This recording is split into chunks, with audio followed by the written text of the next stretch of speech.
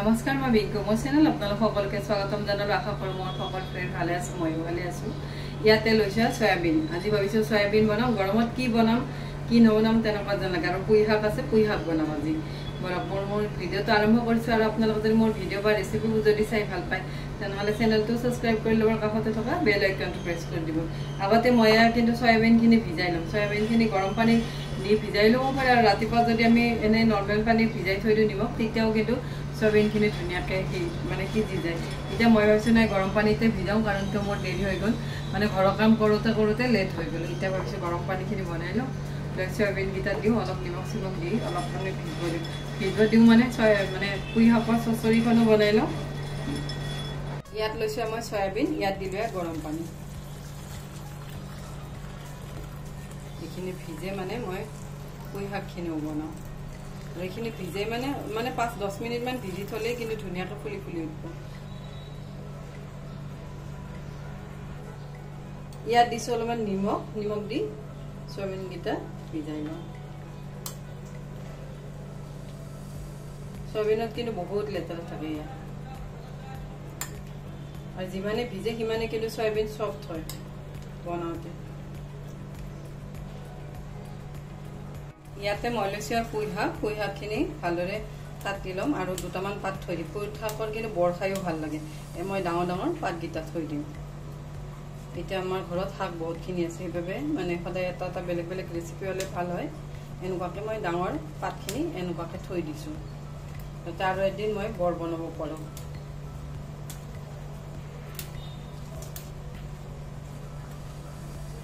ইয়াত কিন্তু বহুত চব্জিৰে বনাব পাৰি মই কিন্তু আজি ৰঙালাও আৰু আলুৰে বনাম আৰু পুই শাক এইটো সময়তে মানে খাই বেছি টেষ্ট লাগে মই ডাঙৰ পাতকেইটা থৈ দিলোঁ সৰু পাতকেইটা মই তৰকাৰী দিম মোৰ পুই শাকখিনি একেবাৰে কোমল আৰু যিবিলাক ডাঠ সেইবিলাক এনেকুৱাকৈ আবোৰ এৰুৱাই দিম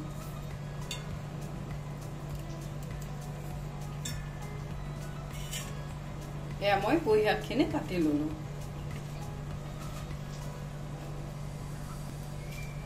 ইয়াত কাটি ল'লে ৰঙালাও আৰু আলুখিনি কিন্তু মই ভিজাই থৈ দিছিলোঁ তাৰপিছত এতিয়া মই উঠাই ল'লোঁ মানে আধা ঘণ্টামান হৈ গ'ল ভিজাই থোৱা আৰু ইয়াৰ ৰঙালাওখিনিও কাটি লৈছোঁ এনেকুৱাকৈ টুকুৰা কৰি আৰু ইয়াত কিন্তু পটল জিকা মাছৰ মূৰ এইবোৰো দিব পাৰি তথাপি মই আজি নিৰামিষকৈ বনাম ইয়াত লৈছোঁ এটা কেৰাহী ইয়াত দিলোঁ অলপমান মিঠাতেল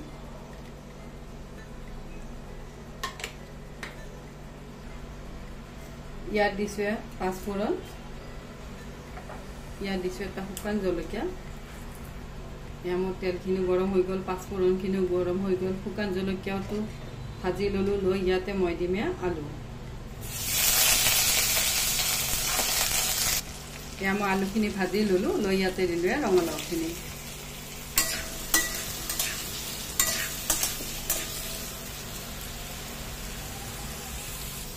ইয়াতে মই দিছোঁ সোৱাদ অনুসৰি নিমখ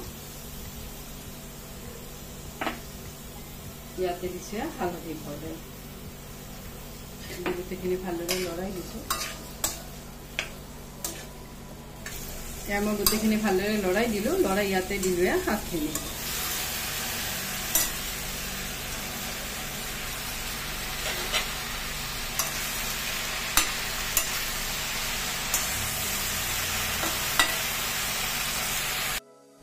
এয়া মই আদা এটুকুৰা ইয়াতে গ্ৰেট কৰি দিছোঁ খুন্দি দিব পাৰি মই কিন্তু গ্ৰেট কৰিয়ে দিলোঁ দি গোটেইখিনি ভালদৰে লৰাই দিছোঁ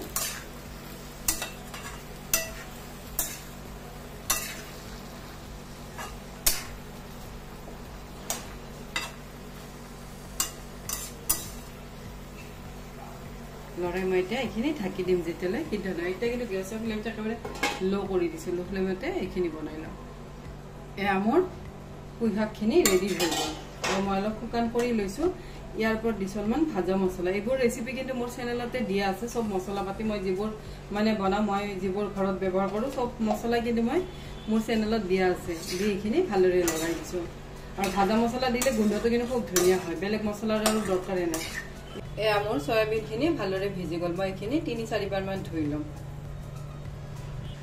এয়া মই 3-4 বাৰমান ভালদৰে ধুই ল'লোঁ এয়া মোৰ সয়াবিনকেইটা ভালদৰে ধোৱা হৈ গ'ল। ইয়াত লৈছোঁ এটা কেৰাহী, ইয়াত দিলোঁ অলপমান মিঠাতেল। এয়া মোৰ তেল গৰম হৈ গ'ল, ইয়াতে দিলোঁ সয়াবিনকেইটা।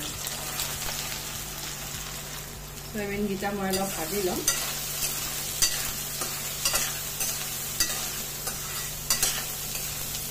এয়া মই সয়াবিনকেইটা অলপ ভাজি ল'লোঁ, লৈ ইয়াতে দিছোঁ অলপমান নিমখ, অলপ দিছোঁ হালধি পাউডাৰ। এনেকুৱাকৈ কিন্তু সয়াবিন ভাজি ল'লে তেতিয়া আৰু মানে সয়াবিনকেইটাৰ ভিতৰত মছলাও সোমাই খায়ো ভাল লাগে।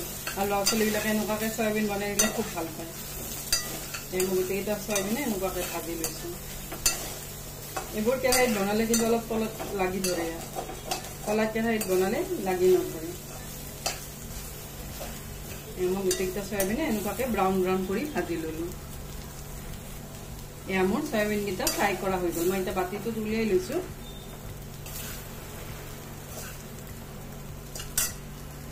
ইয়াত লৈছোঁ কেৰাহীটো, লৈ ইয়াতে দিলোঁ আৰু অলপমান মিঠাতেল।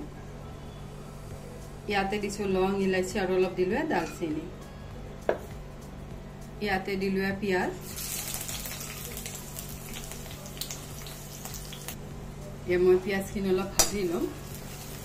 লৈ ইয়াতে দিলোঁ বিলাহী। বিলাহীত মই গুটিটো পেলাই দিছোঁ। এইখিনিও ইয়াৰ লগত ভাজি ল'ম।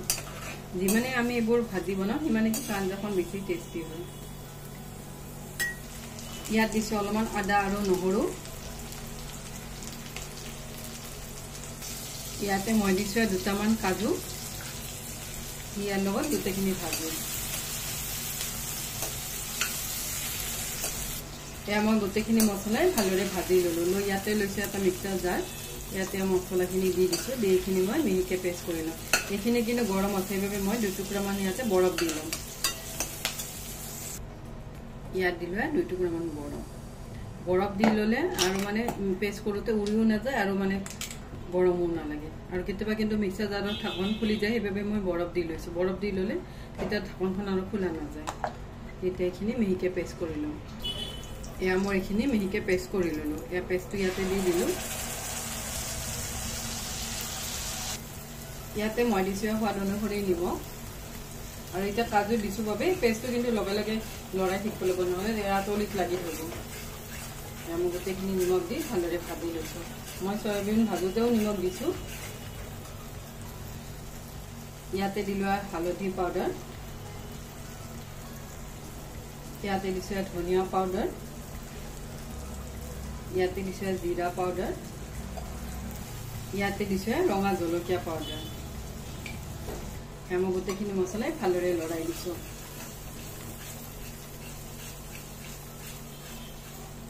এয়া মই গোটেইখিনি মছলাই ভাজি ল'লোঁ। লৈ ইয়াতে দিলোঁ দৈ। এইবোৰ কিন্তু মোৰ হোমমেড দৈ। 1 চামুচ দিছোঁ। আৰু দৈখিনি ভালভাৱে মানে গোটা বেছি, সেইবাবে 1 চামুচতে হৈ যায়। মই কিন্তু এতিয়া গেছৰ ফ্লেমটো একেবাৰে ল' কৰিছোঁ। ল' ফ্লেমতে দি ভাজি ল'লোঁ মছলাৰ লগত। ইয়াতে মই দিম সয়াবিনকেইটা।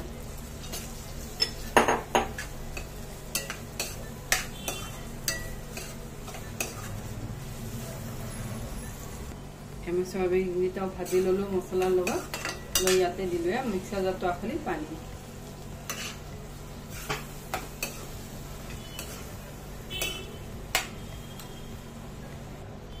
ইয়াত দিছোঁ অলপমান চেনি।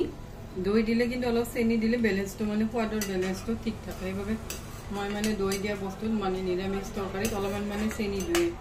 মই চেনি দি আৰু অলপ ভালদৰে বইল তুলি লওঁ। এয়া মোৰ সয়াবিনৰ তৰকাৰীখন ভালদৰে উতলি গ'ল। ইয়াৰ ওপৰত দিম মই অলপমান ঘি। ইয়াতে দিলোঁ 1 চামুচ ঘি। দি গোটেইখিনি আকৌ অলপ লৰাই দিছোঁ। এনেকুৱাকৈ বনালে কালাৰটোও ভাল হয়, সয়াবিনকেইটাও খাই ভাল লাগে।